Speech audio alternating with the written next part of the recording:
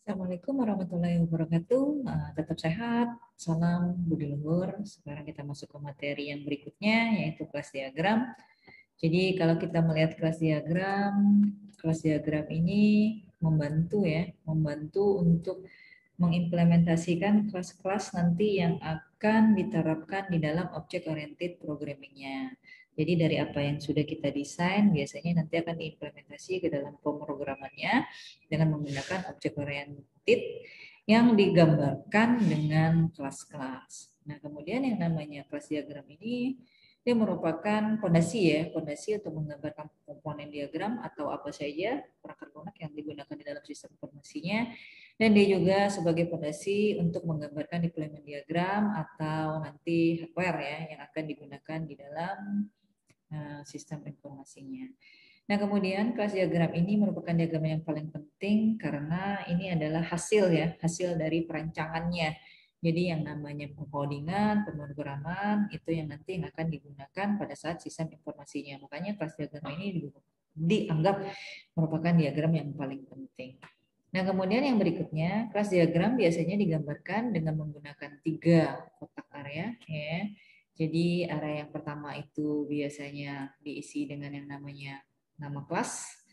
Nah, ini contohnya Nama kelas itu berarti nama objek yang digunakan di dalam sistemnya. Misalnya di sini objeknya adalah mahasiswa, berarti itu jadi kelas name-nya. Nah, kemudian yang berikutnya ada yang namanya atribut, properti atau data atau karakteristik dari objek yang digunakan sebagai kelas Jadi kalau kita melihat data dari mahasiswa itu ada NIM, kemudian ada nama, kemudian ada alamat. Nah, kemudian yang berikutnya area yang digunakan di dalam kelas diagram itu ada yang namanya method, function atau behavior. Jadi kalau kita melihat metode ini apa saja yang bisa dilakukan oleh objek itu sendiri. Jadi atau apa saja yang bisa dikerjakan oleh kelas yang digambarkan di dalam kelas diagramnya. Jadi kalau yang namanya mahasiswa itu bisa melakukan yang namanya kuliah, bisa melakukan yang namanya cuti, dan dia juga bisa melakukan yang namanya KP. Nah, kemudian yang berikutnya, yang namanya kelas diagram harus digambarkan dengan 3 area yang ada di sini, tetapi kadang-kadang ada juga yang menggambarkannya dengan 4 area. Jadi ada area keterangan yang menjadi tambahannya ada. Jadi dia digambarkan dengan 4 section atau 4 area. Jadi ada yang namanya class name, atribut, kemudian method, kemudian ada keterangan. Keterangan di sini biasanya menggambarkan keterangan dari apa yang terdapat di atribut atau apa yang terdapat di metodenya. Jadi itu yang dinamakan dengan keterangan. Jadi keterangan ini bisa digambarkan di section yang paling bawah di antara tanda kurung kurawal yang ada di dalam section yang keempat.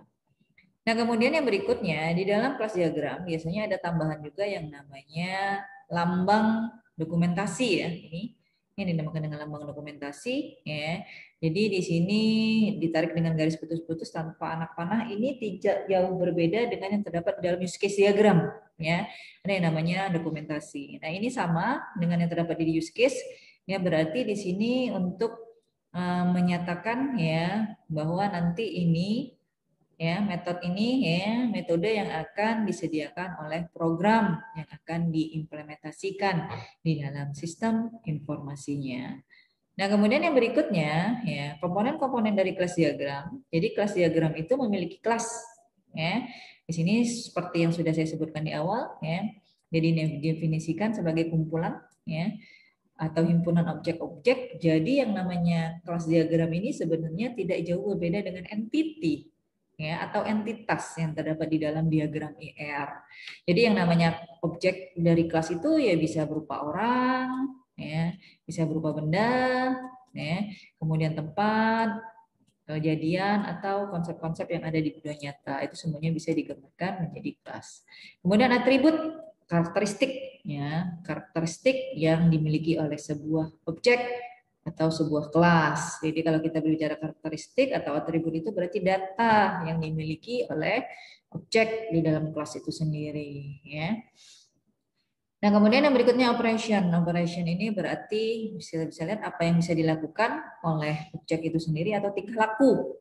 Jadi kalau kita melihat misalnya ada objek atau kelas buku, berarti buku punya judul, punya tebal, punya lebar, punya pengarang, punya penerbit. Nah, kemudian apa operation untuk buku? Berarti operation untuk buku berarti dia bisa disimpan, dia bisa dibaca, kemudian dia bisa ditandai, kemudian dia juga bisa sobek. Ya, itu operation dari sebuah buku.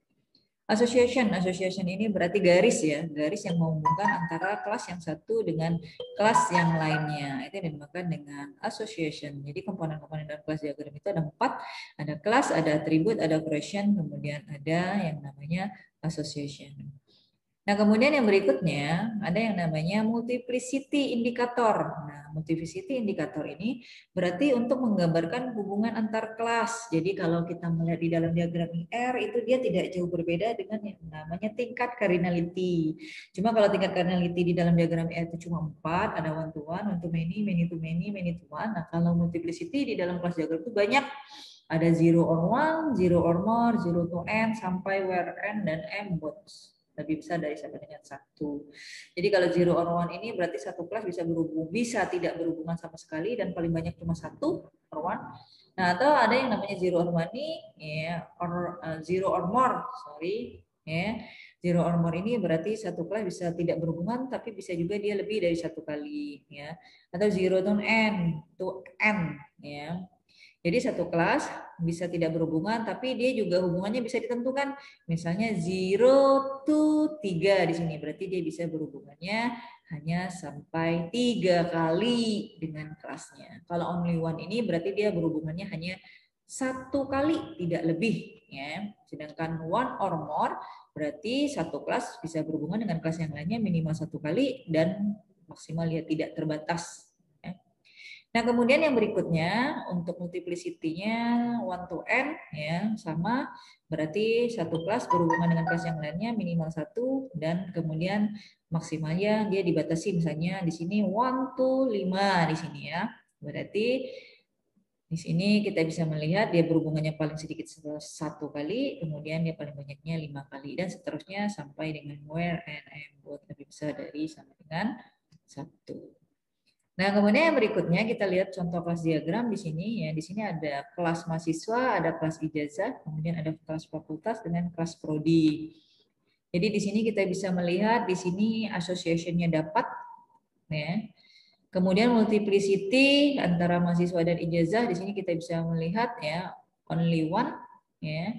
Artinya satu mahasiswa mendapatkan hanya satu ijazah, sedangkan satu ijazah hanya didapatkan oleh satu mahasiswa. Jadi satu ijazah tidak mungkin rame-rame, misalnya namanya nama, ya misalnya Budi Andi satu ijazah itu tidak mungkin. Yang kemudian yang namanya satu mahasiswa juga tidak mungkin mendapatkan lebih dari satu ijazah. Kalau sudah dapat satu.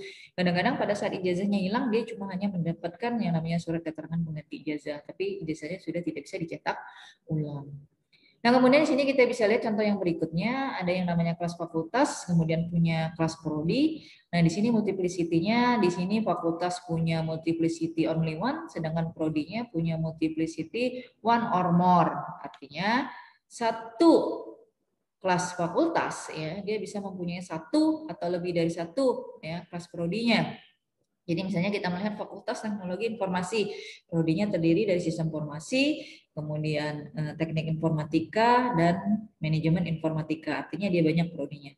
Tapi yang namanya satu kelas prodi hanya dilayani satu fakultas. Jadi misalnya kalau kita melihat yang namanya prodi Sistem Informasi ya berarti dia hanya bisa berada atau dipunyai oleh Fakultas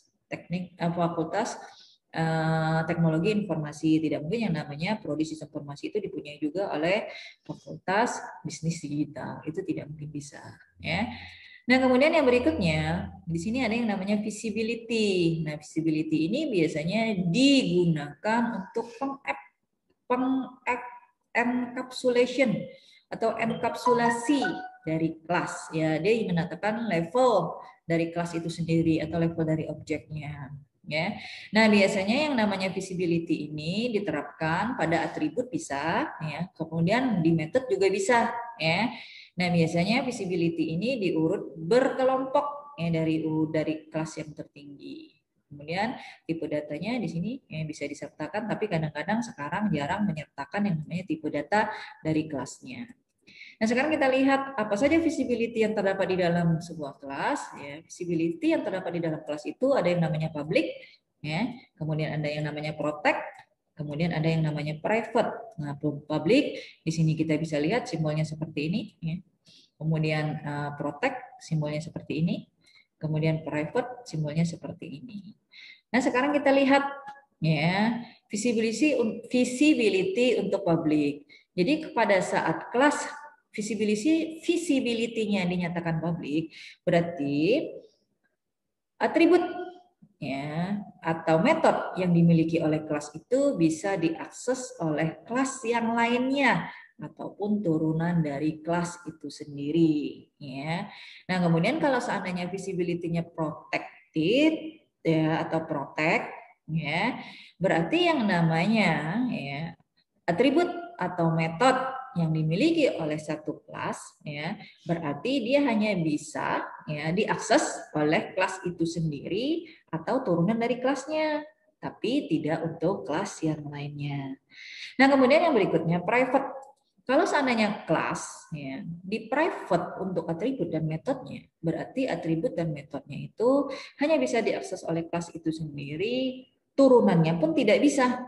Ya, itu kalau seandainya visibility-nya bersifat private. Jadi biasanya programmer ya menentukan visibility ini sesuai dengan kebutuhannya ya.